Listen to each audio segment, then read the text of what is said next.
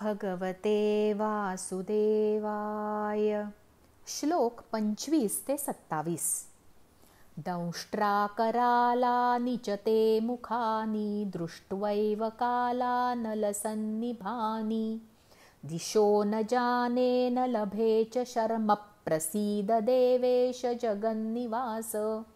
अमी च त्वां धृतराष्ट्रस्य पुत्राः सर्वे सहैवाव निपालसङ्घैः.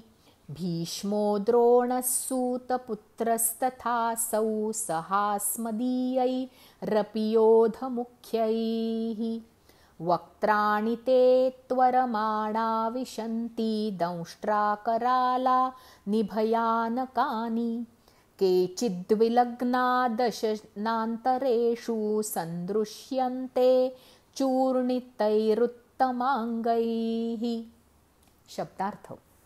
दाढांमुळे भयानक व प्रलय काळच्या अग्नीसारखी प्रज्वलित आपली मुखे पाहून मला दिशा कळेनाशा झाल्या असून माझे सुखही हरपले आहे. म्हणून हे देवाधिदेवा, हे जगन्निवासा, आपण प्रसन्न व्हा. ते सर्व धृतराष्ट्रांचे पुत्र राजसमुदायासह आपल्यात प्रवेश करीत आहेत आणि पितामह भीष्म, द्रोणाचार्य तसेच तो कर्ण आणि आमच्या बाजूच्याही प्रमुख योद्ध्यांसह सगळेच आपल्या दाढांमुळे भयंकर दिसणाऱ्या मुखात मोठ्या वेगाने धावत धावत जात आहेत आणि कित्येक डोकी चिरडलेले आपल्या दातांच्या फटीत अडकलेले दिसत आहेत. भावार्थ. संकटांची मालिका सुरू झाली की आपण देवाचा धावा करतो. काय करावे ते सुचेना झाले की वाटते कोणीतरी मार्ग दाखवावा. आपण एकटेच संकटात असतो असे नाही, याचीही आपल्याला कल्पना असते. काळाच्या रेट्यापुढे कोणाचे चालत नाही. बरेचदा अशी परिस्थिती येते की कोण कोणाला मदत करणार. सगळेच त्रासात असतो, त्याचे परिणाम सगळ्यांना भोगावे लागतात. अन्याय सहन करणे चूकच, तो इतरांवर होताना बघणे हेही गैरच. आपल्यावर वेळ आल्यावर बघू असा विचार करून गप्प बसणे हेही चूकच. किमान कोण बरोबर आहे ते तरी व्यक्त करायला हवे, पण समाज अशा वेळी बघ्याची भूमिका घेतो. शेतात तण आपोआप उगवतं, पिकाची निगा राखायला लागते, त्याप्रमाणे योग्य विचार असतात त्याची पाठराखण करावी लागते. चुकीच्या गोष्टी वेगाने पसरतात. कोविड वेगाने पसरला, त्याची लस शोधायला आणि ती यायला वेळ लागला. काही वेळा जी परिस्थिती असते त्यात आपला दोष नसतो. घटना अपरिहार्य असते, तरीही आपण त्याचा शोक करतो, घाबरतो, हतबल होतो. खूपदा आपण काही मदत करू शकत नाही. ते बघणे आपल्याला असह्य असते, तरीही आपण हजर असणे आवश्यक आणि आश्वासक असते. आपण काही करू शकलो नाही तरी आपण साथ दिली, पाठ फिरवली नाही, हेही धीर देणारे असते. काही गोष्टी फक्त असण्यानेच होऊन जातात. आनंदात आणि दुःखात माणसाला माणसाची साथ लागते. कौतुक करायला, धीर द्यायला, ओरडायला माणूस असणे यासारखी भाग्याची गोष्ट नाही. कधी शब्द शांत करतात तर कधी शांतता बोलकी असते.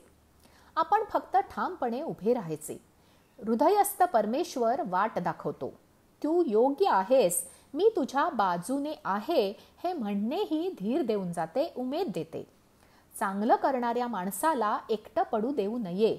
तो एकटा आहे ही जाणीव त्याला संपवते आणि काही न करताही त्याचे परिणाम आपल्याला भोगावे लागतात. आपण कुठे आणि कसे उभे आहोत हेही महत्त्वाचे असते. आपण म्हणतो, मी तर काही केलं नाही तर ही कसली शिक्षा मला मिळाली. याची उत्तरे यात आहेत. कोणाला तरी आधार हवा असताना कदाचित आपण तो दिला नाही.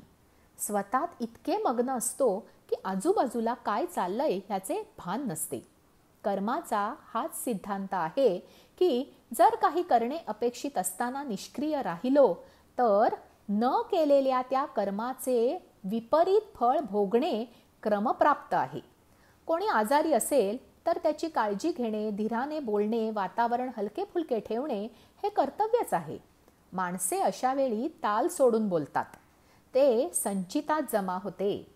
कोणी आनंदात असताना त्याचा अवसानघात करणे क्लेशदायक आहे. हे कर्मबंधन निर्माण करते. त्यामुळे मी काय केलं असा प्रश्न चुकीचा आहे. आपण अनवधानाने का होईना माती खाल्ली की त्याचे परिणाम भोगावेच लागतात.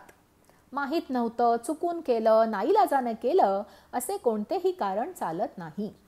आपल्याला वेळ, शक्ती, बुद्धी दिलेली असते, तिचा उपयोग केला नाही तर तो आपला दोष हा प्रमाद गणला जातो. चुकीच्या गोष्टीला प्राधान्य दिले तर तो गुन्हाच आहे, चुकीला माफी नाही.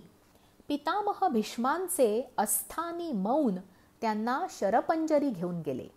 देवाच्या काठीत आवाज नसतो म्हणून डोळे उघडे ठेवायला हवेत, सत्सद विवेक जागृत हवा. श्लोक 28 ते 30.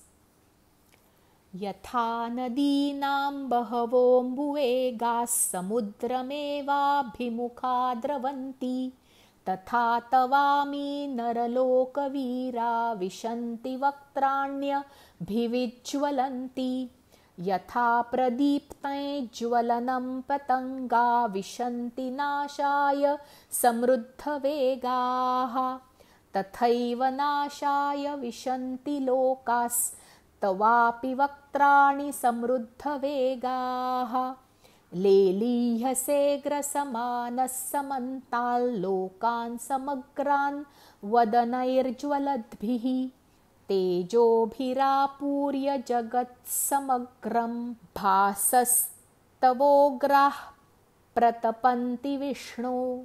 शब्दार्थ.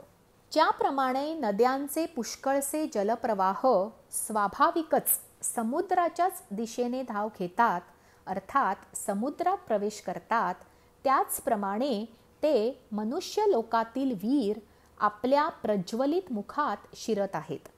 जसे पतंग नष्ट होण्यासाठी पेटलेल्या अग्नीत अतिशय वेगाने धावत शिरतात, तसेच हे सर्व लोकही स्वतःच्या नाशासाठी आपल्या मुखात अतिशय वेगाने धावत प्रवेश करीत आहेत. आपण त्या सर्व लोकांना प्रज्वलित मुखांनी गिळत गिळत सर्व बाजूंनी वारंवार चाटत आहात. हे विष्णू, आपला प्रखर प्रकाश सर्व जगाला तेजाने पूर्ण भरून तापवित आहे. शब्दार्थ. विश्वरूप दर्शनाचे प्रयोजन काय आणि परिणाम काय? भगवंताचे शक्ती प्रदर्शन की अर्जुनाचे मतपरिवर्तन? आपण युद्ध केले तर खूप वीर हकनाक मारले जातील आणि विनाकारण प्राणहानी होईल असे अर्जुनाला वाटत होते. आपल्या आयुष्यात आपण निमित्त मात्र असतो हे अनेकदा आपल्याला कळत नाही. मला करावं लागतंय, मी म्हणून करतोय असे आपल्याला वाटते. कितीही तत्वे माहीत असली तरी प्रत्यक्ष वेळ आली की आपण त्याच चुका करतो, चिडतो. जे होणार आहे ते होतेच. वाट्याला आलेले काम किंतु परंतु मनात न आणता करणे हाच कर्मयोग. आपल्या कामावर निष्ठा असेल तर परमेश्वर पाठीराखा असतो. आपले सगळे सोयरे आपल्याला सोडून जाऊ नयेत अशी इच्छा प्रत्येकाची असते. विधी लिखित कळत नाही, बदलताही येत नाही. अर्जुनाला घडवलेले विश्वरूप दर्शन भविष्याची झलक होती. ते त्याला सांगणे होते की मारणारा तू नाहीस. दैवजात दुःखे भरता दोष ना कुणाचा, पराधीन आहे जगती पुत्र मानवाचा. आपल्या बाबतीत घडणाऱ्या घटनांचा दोष आपण इतरांना देतो आणि चांगल्याचे श्रेय स्वतःकडे घेतो. आपल्या संचितानुसार सर्व घडत असते. सतत स्वतःला किंवा इतरांना प्रत्येक गोष्टीसाठी जबाबदार धरू नये. मनस्ताप करून घेऊ नये आणि कामाकडे लक्ष द्यावे. तर्क, अंदाज हे बरेचदा चुकीचे असतात. पराचा कावळा होतो. आपल्या परिस्थितीला आपण कारणीभूत असतोच असे नाही. काळ बलवान असतो, त्याच्या पुढे कोणाचे काही चालत नाही. श्लोक 31. आख्याहि मे को भवानुग्र रूपो नमोस्तु ते देव वरप्रसीद विज्ञातुमिच्छामि भवान्तमाद्यं नहि प्रजानामि तव प्रवृत्तिम. शब्दार्थ. मला सांगा की भयंकर रूप धारण करणारे आपण कोण आहात? हे देवश्रेष्ठा, आपणास नमस्कार असो. आपण प्रसन्न व्हा. आदिपुरुष अशा आपल्याला मी विशेष रीतीने जाणू इच्छितो, कारण आपली ही करणी मला कळत नाही. भावार्थ. कधी कधी असे घडते की आपण भयचकित होतो. का आणि काय चाललंय हे कळेनासे होते. निराशा, राग, असहाय्यता अशा भावनांनी घेरले जातो. सावलीही साथ देत नाही असे वाटू लागते. त्यावेळी स्थिर राहणे ही कसोटी असते. आपल्याला वाटते की आपलं कोणी नाही, आपल्याला कोणी मदत करत नाही असे नसते. इतर लोकही कोणत्या तरी चिंतेत असतात, त्यांनाही काही अडचणी असतात किंवा इच्छा असूनही ते मदत करू शकत नाहीत. कित्येकदा आपण त्रासात आहोत आणि आपल्याला मदतीची गरज आहे हे त्यांना माहीत नसते. त्यामुळे कोणालाही दोष देऊ नये. आपण फिरायला जातो, रमत गमत चालत असतो. बाजूच्या व्यक्तीचा पाय लचकतो, मुरगळतो, तो पडतो, त्याला लागतं. आपण बरोबर असतो तरी काही करू शकत नाही. आपल्याला कळेपर्यंत घडून गेलेले असते. बरेचदा असेच असते. म्हणून नाराज होऊ नये. पुरुष बली नहीं होत है, समय होत बलवान, भिल्लन लुटी गोपिका, वही अर्जुन वही बाण. आजचे निरूपण इतकेच. जय श्री कृष्ण.